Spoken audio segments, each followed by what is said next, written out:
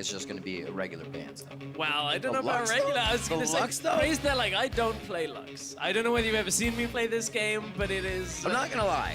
Thunderlord's Decree Lux is the bee's knees at this point. I absolutely love it. It's as a Lux synergy player. Once again.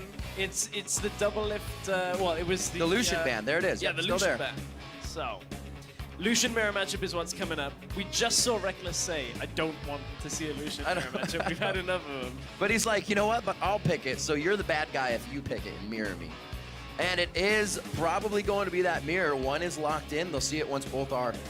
And they're going to be loading into game. So we'll have also what they're going, mainly Grasp of the Undying for these guys and the AD carries as they run through. And the Exhaust Ignite has kind of been the deal that they go through. We've seen 1v1 top lane tournaments, you know, on Twitch and stuff that people will realize Longsword pots, no, now Doran's pot, and it's evolved. But really, it's just been Grasp of the Undying, the Exhaust, and the Ignite. It's kind of sticking. Oh yeah, it has been sticking. And you know, there's an interesting dynamic that, again, now that it's a best of 3, this will determine who has to ban Lucian in the second game. Because whoever wins on this is the better Lucian, so kind of that writes that, and it takes away a ban for game 2. Right? How crappy would PraY feel though if he lost to Bjergsen on Lucian and then Bjergsen banned it? So he's like, you can't get that game back. No retribution there. You get nothing. That would be a bit of a mind game. A mind game on top of now being able to talk in game versus these guys. Yeah. And we'll see what they can do to each other. Blue versus red, ice versus fire, or fire versus fire, I should say. I looked at his desk, it was blue, but it is hot on the stage right now. Nar's happy, everyone's happy. You can see the crowd is packed. They're ready for some 1v1s here as the clock ticks down.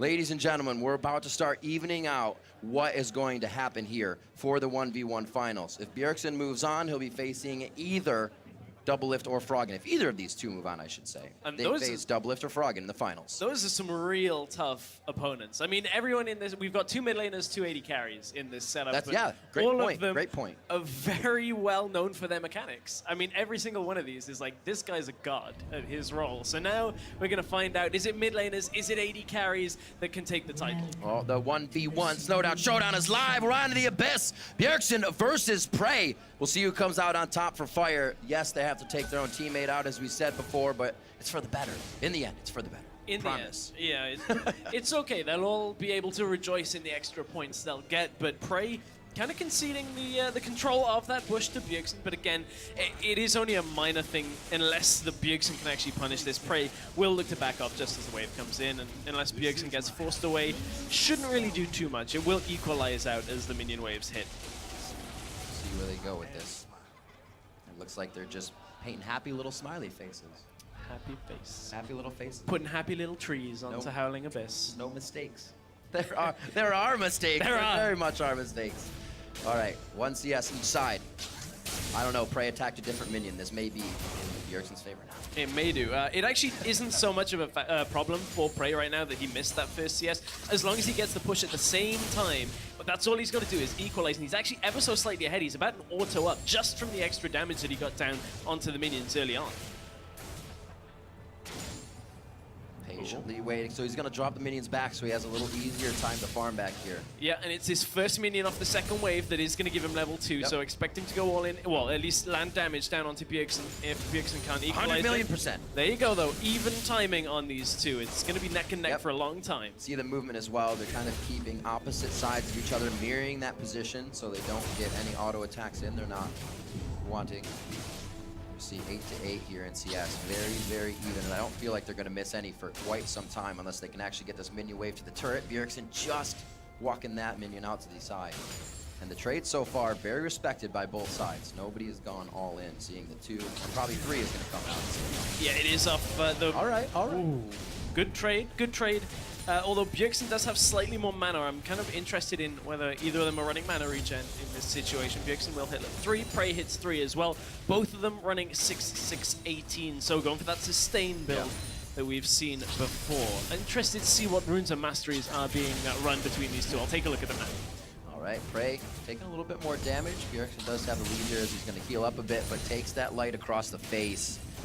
He is not feeling good. Remember, they can talk to each other. You see PraY smiling right now, knowing he got a bit of an advantage with that Q, but the mana is still low. Goes for the Relentless Pursuit and also hits the Q.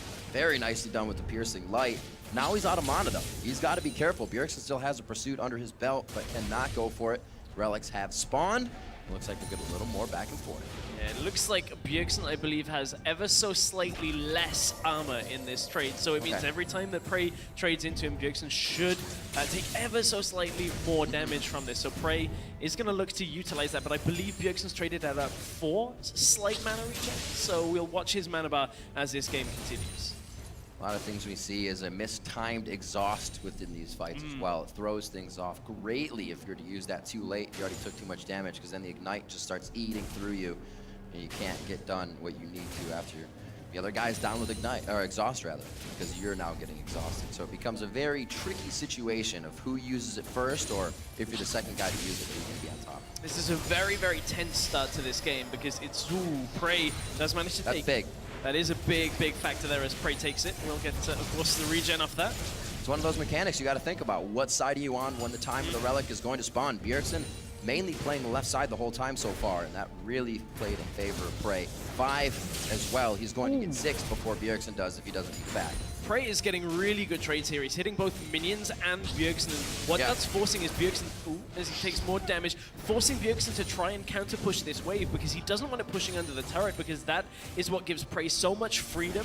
And keep in mind, this version of Howling Abyss, the towers do extra damage to the creeps. 2 tower shots will kill a melee minion outright, so you can't let that happen. And the back creeps will get killed with, it's just 1 shot and then an auto. So it's very different to Summoner's Rift. Riot, please. So, long swords on the side of PraY. Gotta get more long swords. And it looks like it's gonna be more sustain on the side of Bjergsen. So he actually turns his long sword into a scepter. He'll come back to lane and actually maybe try to trade more in this instance. The only problem with this is keep in mind that that's extra upfront health that PraY is going to have from with those Doran's blades. Plus he has that ever so slight more armor, so it means he should be able to trade initially more effectively, and then Bjergsen will have to just regen back up. Yeah, it doesn't seem to be working out too well right now. Still a relic behind PraY if he even needs to get it. Bjergsen's going to walk into his. It does not give him too much back. PraY has put him up and top off his health bar. And Bjergsen knows the damage trade is not in his favor right now. The CS is already starting to go in favor of PraY. The exhaust is down. There's the calling. One last shot on the tail of Bjergsen, but it does not take him down. He may be forced to go back to base without another relic here. He's going to try to stay for the minion wave and for the levels. He's still not 6. This could be it. One more shot. Bjergsen goes down for game 1 of the best of 3. PraY takes it. PraY does take it, just got better trades time and time again, was able to just survive through the damage of Bjergsen. And PraY, even though he used his ignite earlier, had his exhaust still up, so even if Bjergsen had tried to go in with that ignite of his own, he would have been fine. And you can see just the trade. The culling comes out from PraY a little later, not quite enough. He timed that perfectly as his exhaust wore off. Oh yeah. That's just that second nature you have in the back of your head. You don't have to worry about what's on you. You know the play. You think about what your enemy is thinking about. You can get inside his head. Easy peasy for PraY there. And that was such a tough spot for Bjergsen because he can't really back